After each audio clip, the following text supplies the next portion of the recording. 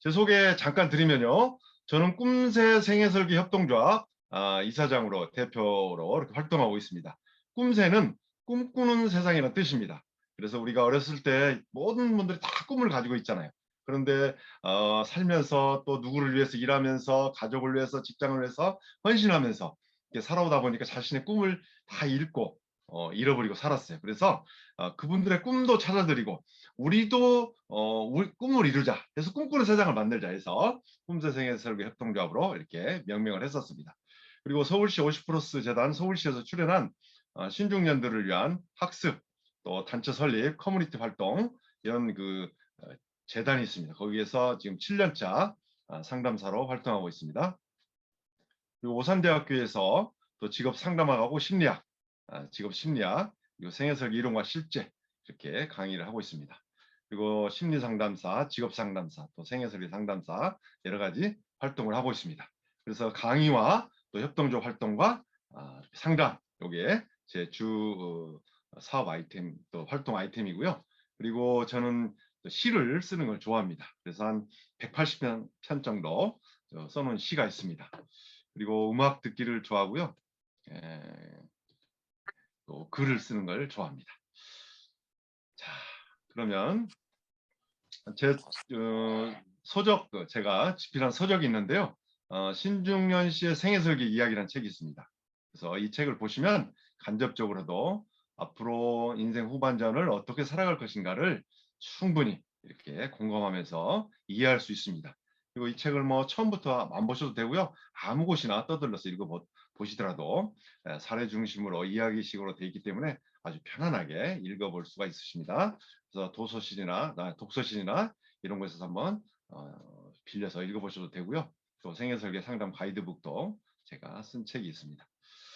자, 오늘 우리 성도님도 강남 이 시 공동체 성도님도 함께 알아볼 주제의 제목은 5060 신중년의 인생 2막을 위한 생애설계입니다. 그래서 5060은 50대부터 60대까지를 이야기하는 거고요. 신중년은 미국에서 나온 새로운 연령대를 계층을 나타내는 그런 호칭인데요. 우리나라도 2년 전부터 공식적으로 정부에서 쓰기 시작했습니다. 그래서 청소년과 같은 그런 새로운 용어입니다. 우리 이비호 목사님께서 이 용어에 대해서 아주 잘 알고 계시더라고요. 자, 그래서 오늘 인생 2막을 위한 생애설계. 그럼 생애설계는 과연 무엇인가? 우리가 뒤에서도 제가 말씀드리겠지만 인생을 살아가는데 돈만 중요한 건 아니다. 많은 인생의 영역들이 있다. 우리가 신앙생활하는 영역도 한 영역이 될 수 있습니다. 그래서 모든 영역이 균형 있게 조화를 이루면서 잘 살아가야 멋진 인생, 풍성한 인생을 살아갈 수 있다. 이게 선진국에서는 굉장히 보편화되어 있고 청소년 시기부터 하는데 우리나라는 사실은 뭐 연구는 80년대부터 계속 했었습니다. 학자들은 했는데 이제 2000년대 들어와서 비로소 이렇게 보편화가 이렇게 또 많이 알려지게 돼 있죠. 자, 오늘 컨텐츠는 인생의 전환기의 과제, 그리고 2막을 위한 준비, 또 2막의 의미, 성공적인 인생 2막을 위한 전략, 또 액티브 에이징과 생애설계, 그리고 뒤편에서 생애설계 사례들을 살펴보도록 하겠습니다.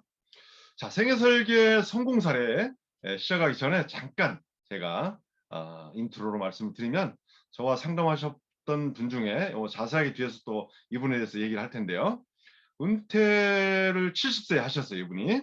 예, 그래서 은퇴라는 것은 퇴직하고는 다릅니다.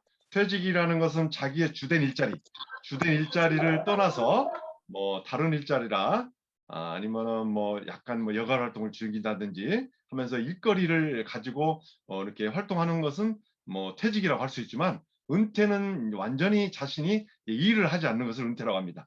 그래서 미국에서는 공식적으로 정부에다가 은퇴를 신고를 해야 됩니다. 그래야 우리나라에서 각종 이렇게 주는 그런 혜택들, 베니핏이 주어집니다.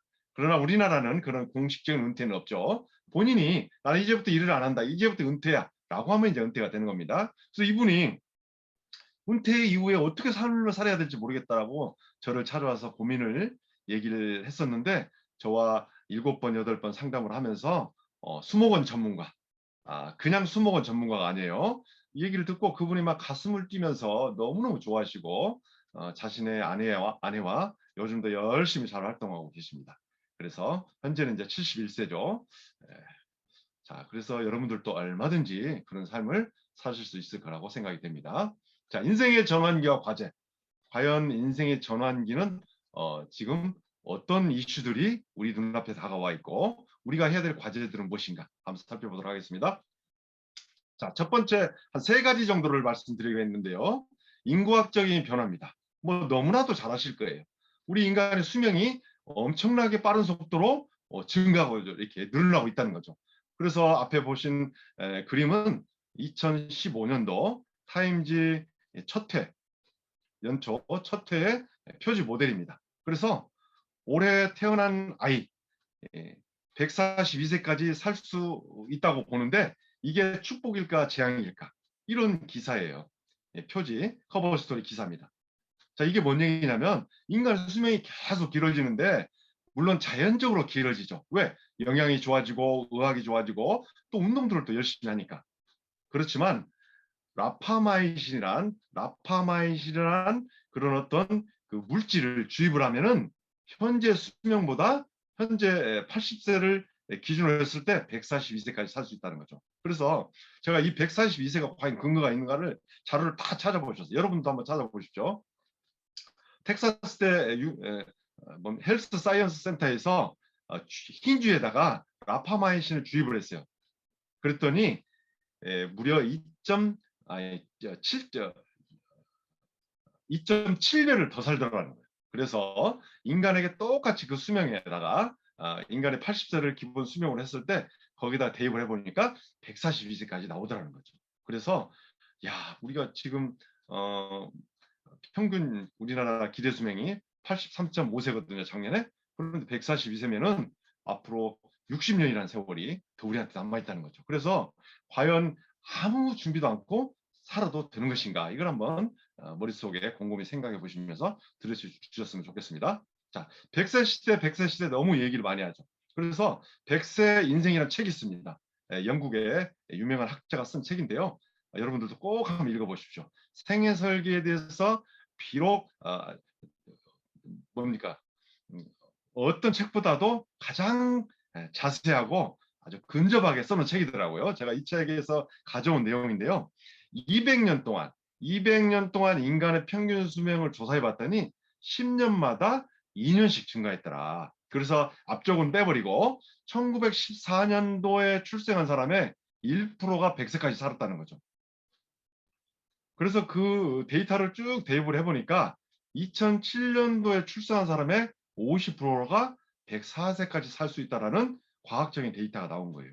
그러면 과연 이 숫자가 우리하고 무슨 관계가 있겠는가? 관계가 있으니까 제가 가지고 나왔겠죠. 자, 그래서 20세, 30세, 40세는 빼고요. 50세, 60세만 보면 50세인 분들의 50%는 92세에서 96세까지 산다는 거죠.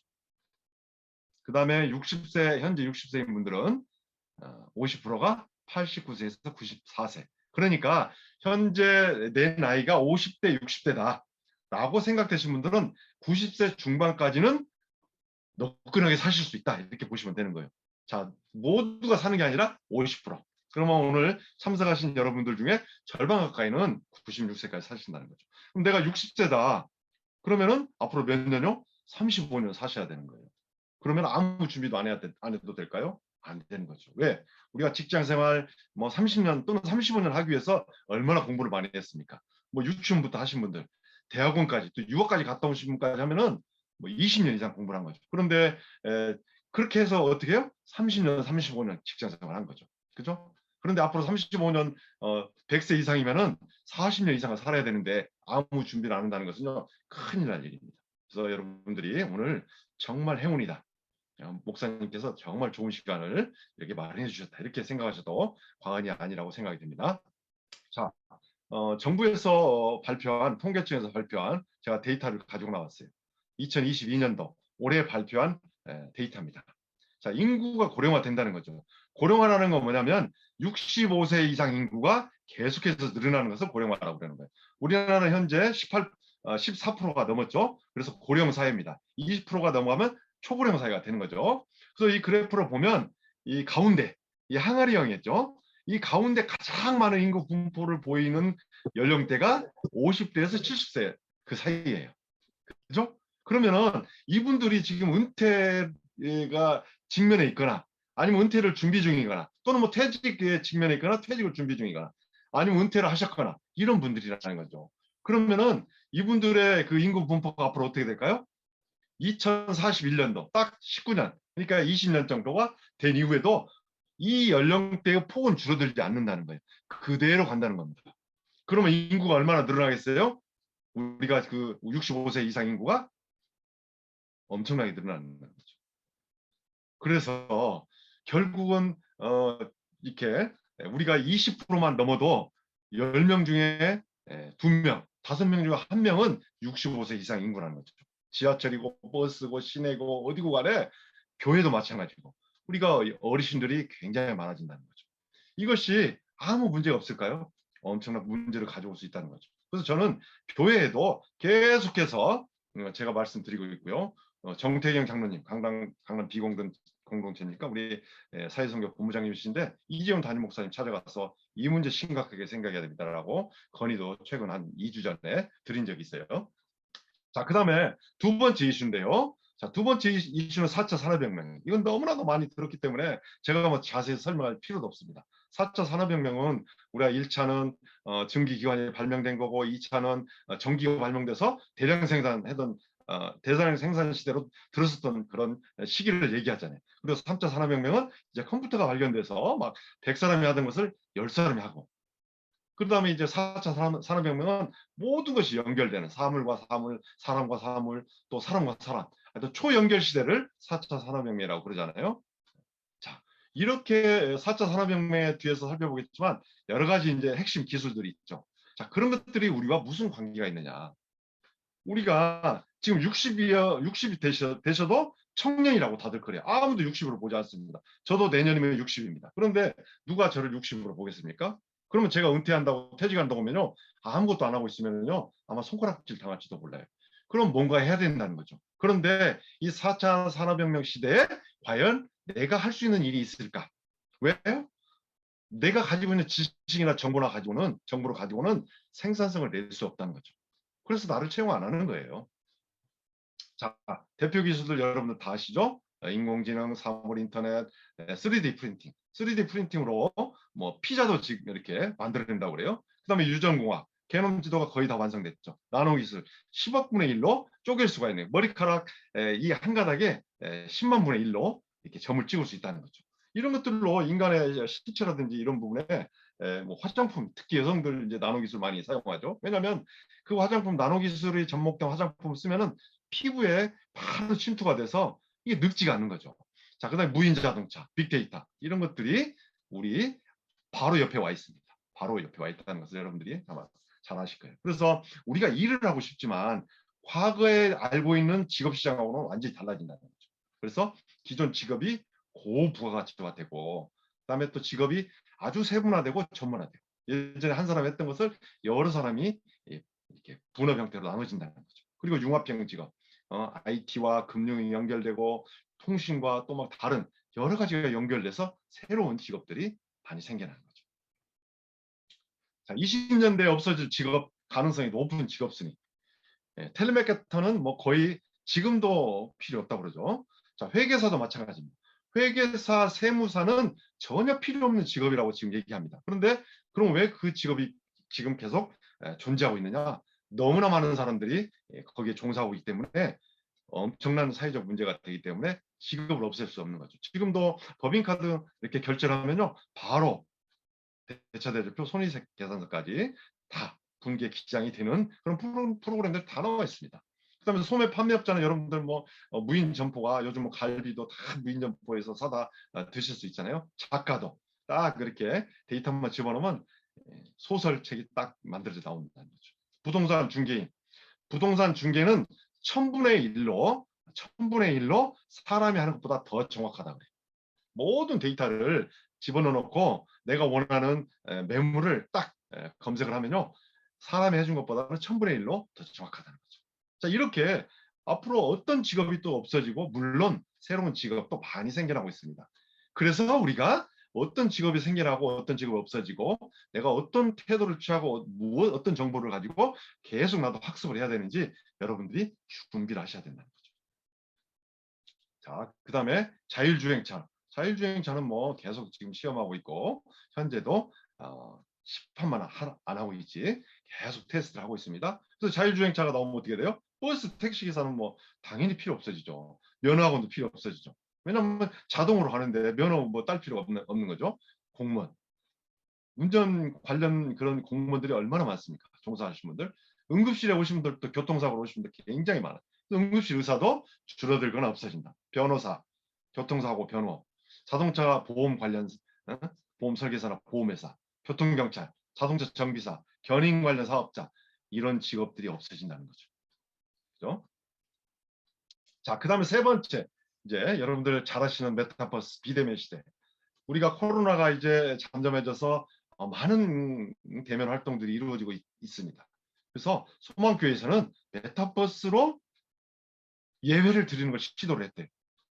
그래서 야, 메타버스 가상 공간에서 예배 드리는 것이 이게 옳은 것이냐?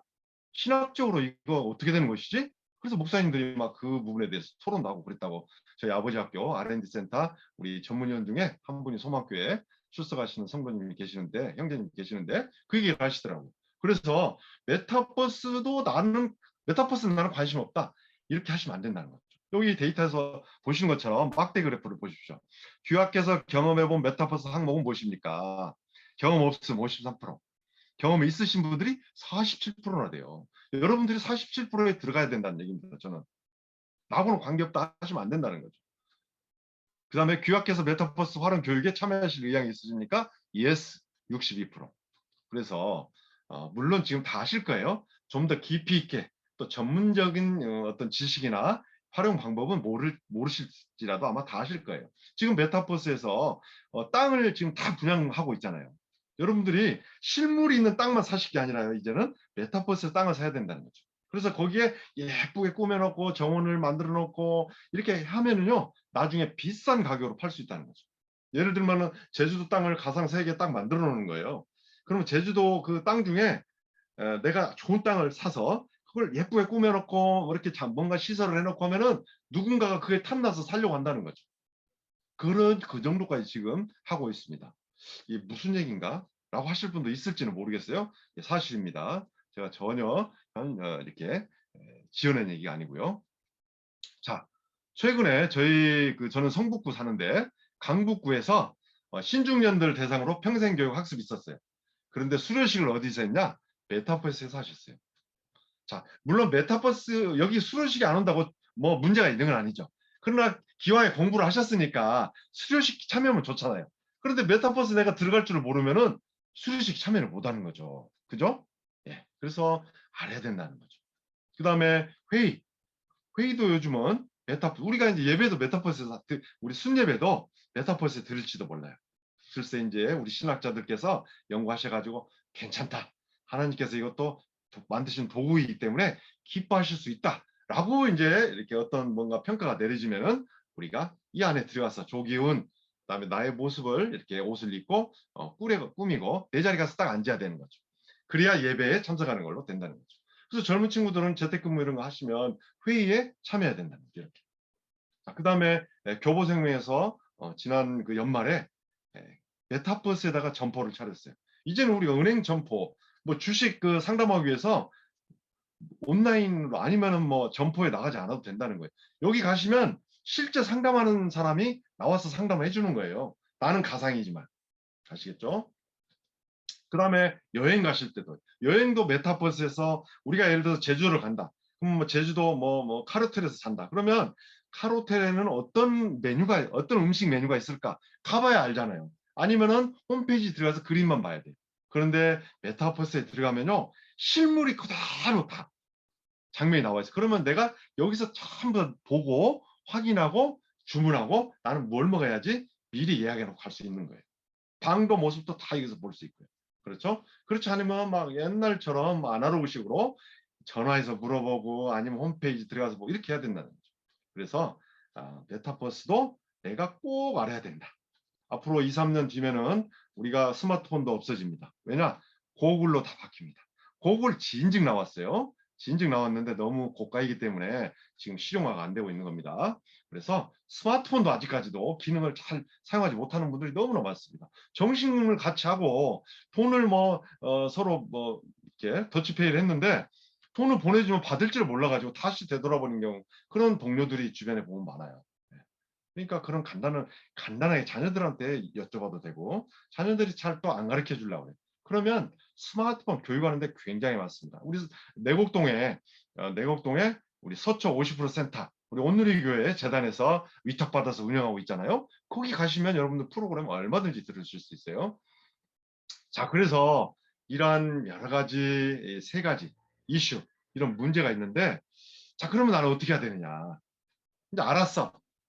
아니면 그동안에도 알았는데 다시 한번 오늘 리뷰를 했어요. 어떻게 해야 되느냐. 여러분들 앞에 보이는 화면이 무엇입니까? 한번 채팅창에 올려보시고, 아니면 마이크를 푸시고 말씀하셔도 됩니다. 앞에 보이는 화면에 어떤 모습, 무엇입니까? 우리 최유미 우리 집사님이십니까? 네. 앞에 보이는 게 어떤 것이죠? 항공모함 같은데요. 네. 항공모함은 아닌 것 같네요. 왜냐면 비행기는 한 대도 없어요. 비행기가 뜨고 내릴 수는 없게 생겼네요. 아, 그냥 항공모함 활주로가 있어요. 활주로. 네? 배 같은가? 그죠? 근데 유조선입니다. 유조선. 그래서 유조선은 항상 출항하거나 앵커리지에 정박하게 되면 하는 일이 있어요. 유조선만 그런 게 아니라 엄청난 큰 유람선, 수천 명이 탈 수 있는 유람선, 타이타닉호 같은 것도 마찬가지로 출항하기 전에 또 정박해서 앵커리지에서 반드시 하는 일이 있거든요. 자, 그건 무엇일까요? 우리 이강보 집사님이시겠죠? 네. 그 옆에 계셔서 제가 여쭤봅니다. 네. 기름 넣고 물 빼는 겁니까? 그림에 답이 있어요. 그림. 요 밑 앞에 그림에 답이 있거든요. 물을 빼는 것 같습니다. 그렇죠. 네. 이게 이 유조선이나 큰 유람선은 태평양이나 인도양, 대서양, 이 대양을 해양을 이렇게 항해를 해야 돼요. 그러면은 엄청난 풍랑이, 우리가 출항할 때는 잔잔한 바다지만 바다 한가운데서 엄청난 풍랑을 만날 수가 있습니다. 그러려면 배가 뒤집어지지 않아야 돼요. 그럼 어떻게 해야 됩니까? 배가 균형을 잘 잡아야 됩니다. 그래서 출항하기 전에 반드시 물을 채워야 됩니다. 이게 이제 평형수죠. 배 밑에 물을 채워야 되는 거예요.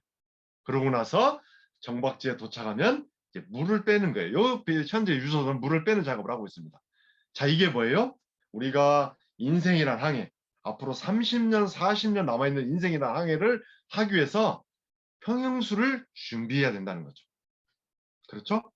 준비를 하시면 여러분들이 아무 문제가 없는 거예요. 제가 중고등학교 다닐 때 가장 부러운 게 하나 있었어요. 그게 뭐였냐면 보이스카우트 하는 친구들이 너무나 부러웠어요. 왜냐?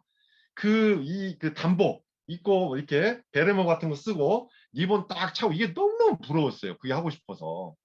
근데 그때 제가 알 수 없는 글씨를 그때 본 게 있어요. 이 머리하고 이게 옆이나 견장 차는 곳이나 이 가슴에 글씨가 써 있더라고요.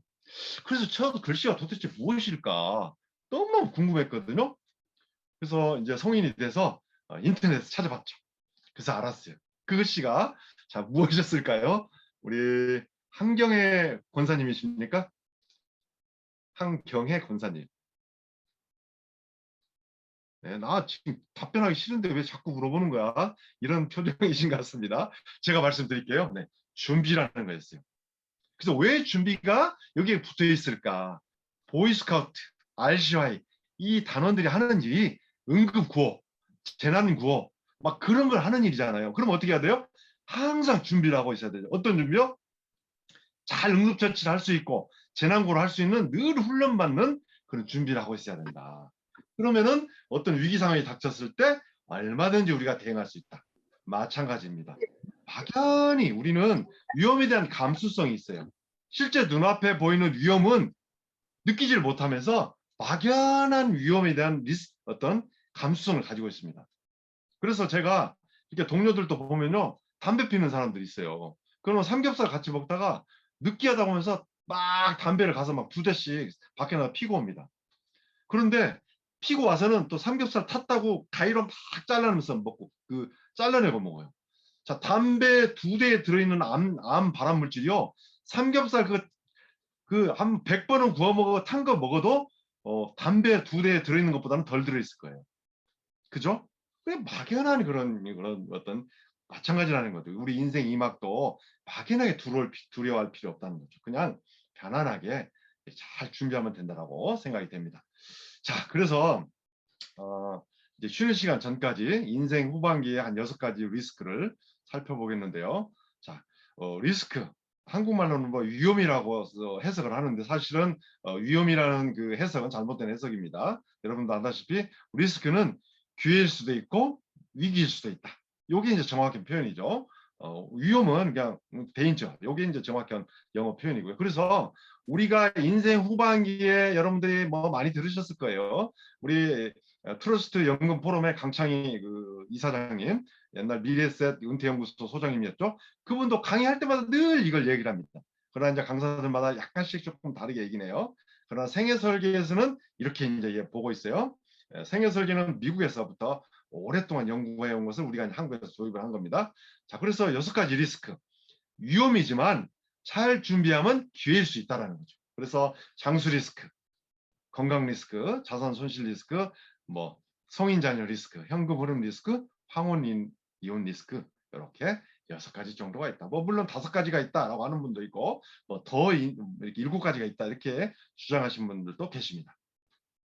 자, 장수 리스크. 자, 장수는 왜 위험할까요? 왜 리스크라고 얘기합니까? 첫 번째, 일거리 없이 오래 산다는 거죠. 이게 무업장수라고 사자성어로 얘기합니다. 무업장수. 일거리가 없이 오래 사는 거 얼마나 힘듭니까? 할 일 없이. 탑골공원에 제가 이렇게 상담 찾아가는 상담 자원봉사로 많이 나가는데 거기 가시면 하루 종일 앉아 있는 분들 계셔요. 그리고 이동도 안 해요. 왜 이동을 안 한 줄 아십니까? 이동하면은 자기 자리를 뺏기니까 이동을 안 하셔요. 그리고 며느리나 딸이나 아드님한테 아침에 나올 때 돈 10,000원 이렇게 용돈 받아 오신 분은 그 포장마차에서 막걸리 한 잔 드셔요. 안주는 뭐요? 멸치에 고추장. 그리고 부침성이 있으신 분들은 그 옆에 붙어가지고 막걸리 한 잔 얻어 잡수세요. 근데 대부분 그렇지 못해. 그래서 그런 분들이 자원봉사 우리가 할 때가 얼마나 많습니까? 자원봉사 1365 거기 포털 사이트만 들어가도요 수백 가지 자원봉사 내용이 있어요.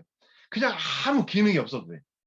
그런데 그렇게 우리가 지금 제가 경제적 수입을 생기는 그런 일을 얘기하는 게 아닙니다. 일거리. 자, 그 다음에 일거리보다는 일거리죠. 일자리보다는. 그래서 재취업, 창업, 1인 지식기업, 창직이죠. 귀농, 귀촌, 그 다음에 사회공헌형 일자리, 자원봉사, 진지한 여가활동. 얼마나 진지한 여가활동이라는 것은 여가가 좀 더 구체적으로 전문적으로 발전한 것을 진지한 여가, 시리어스 레저라고 얘기를 합니다. 그냥 일상적인 여가는 이제 캐주얼 여가라고 이렇게 얘기를 하죠. 자, 그 다음에 이제 병치리하면서 오래 사는 거.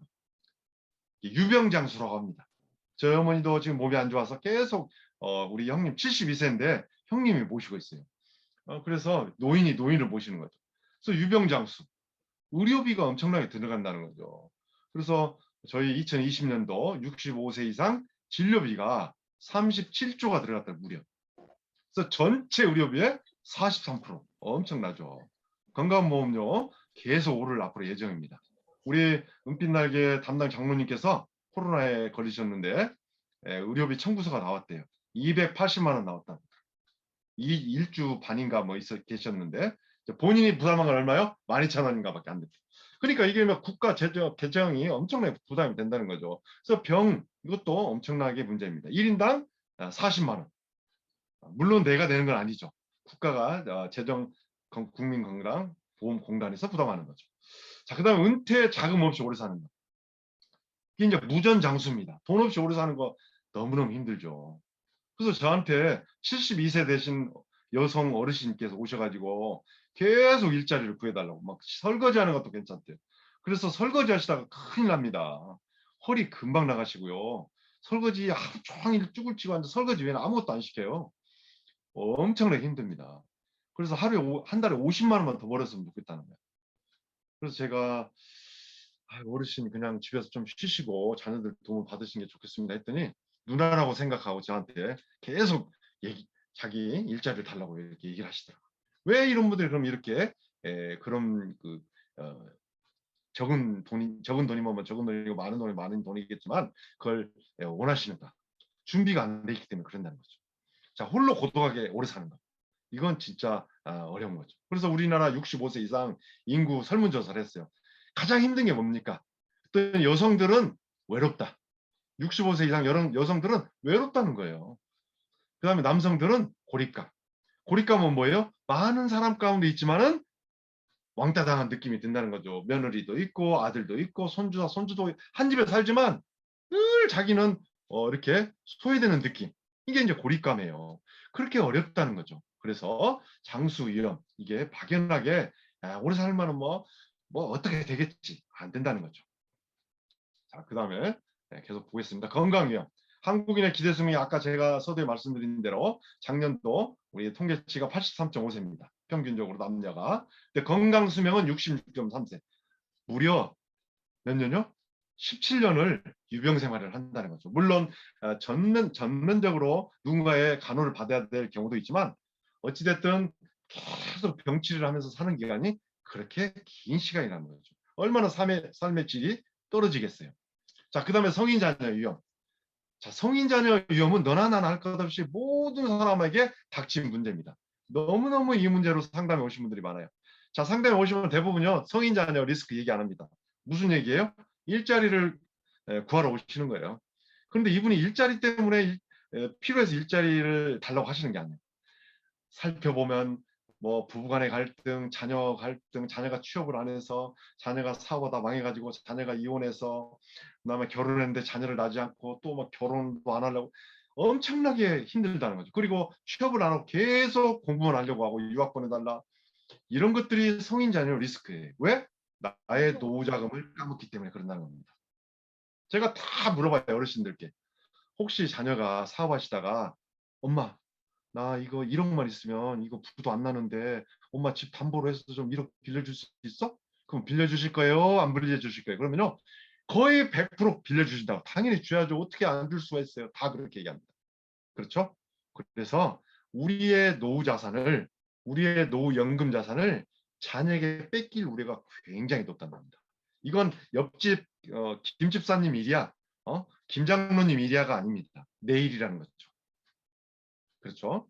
아마 다 공감하실 거예요. 그래서 성인 자녀 리스크 잘 대응해야 됩니다. 제가 오늘은 이 대책에 대해서는 얘기를 안 하겠습니다. 그래서 여러분들께서 어떻게 해야 되는지는 뭐 자료를 찾아보셔도 되고 또 혹시 다른 기회가 있으시면 함께 또 알아볼 수 있는 기회가 있겠죠.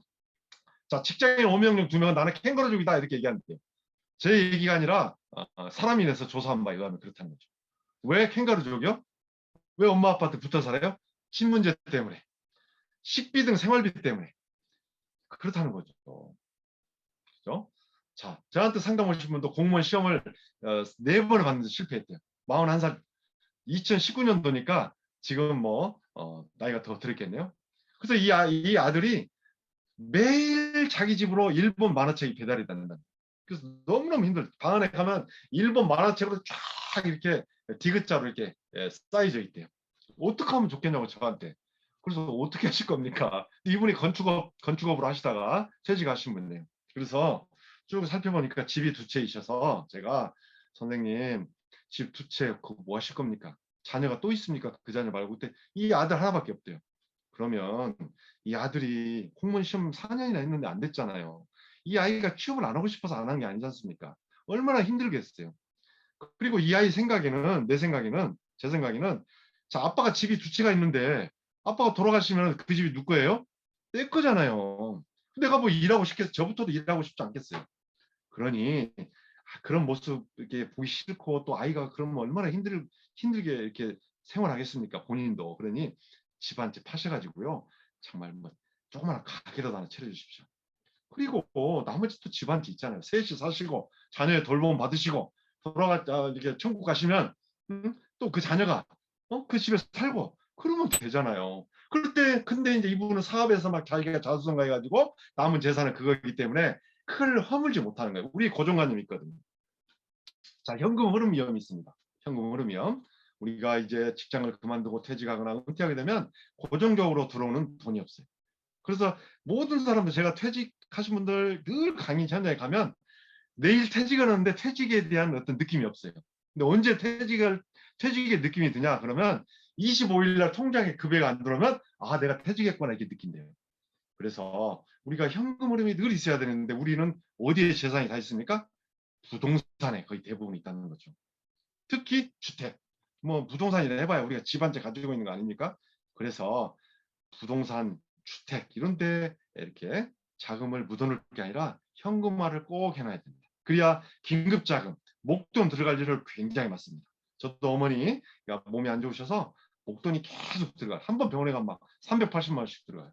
그래서 현금을 꼭 흐름을 잘 만들어 놔야 됩니다. 자, 자산 손실 위험. 우리가 노후에 퇴직금, 누군가가 제 돈을 뺏어가려고 눈을 부르키고 있어요. 특히 지인들, 아까 말씀드렸던 자녀, 그 다음에 동료, 유사수신, 금융사기 얼마나 많습니까? 오늘도 제가 성도인데 교회에 안 나가시는데 왜 안 나가십니까? 신앙생활 하신 분한테 돈 자기 다 뜯겠다는 거예요. 빌려줘가지고 유사수신 때문에. 그래서 그 하나님은 그래도 믿으셔야죠. 그때 하나님을 믿고 교회는 안 나가겠다. 그러니까 성도님들도 엄청나게 이 금융사기, 보이스피싱, 유사수신, 특히 유사수신, 최근에 문제되고 있는 그 코인 엄청나잖아요. 지금. 그래서 마포경찰서에 지령이 떨어졌대요. 현재 제가 오늘 들었어요. 어떤 지령이냐? 마포대교를 주의 깊게 관찰하고 계속 순찰을 돌아라. 청년들이 거리 다 올지 모른다. 왜? 코인 가격이 지금 0. 몇 프로 떨어졌잖아요. 마이너스 원으로 떨어져가지고. 그 다음에 무리하게 창업한다든지 이런 거 조심하셔야 됩니다.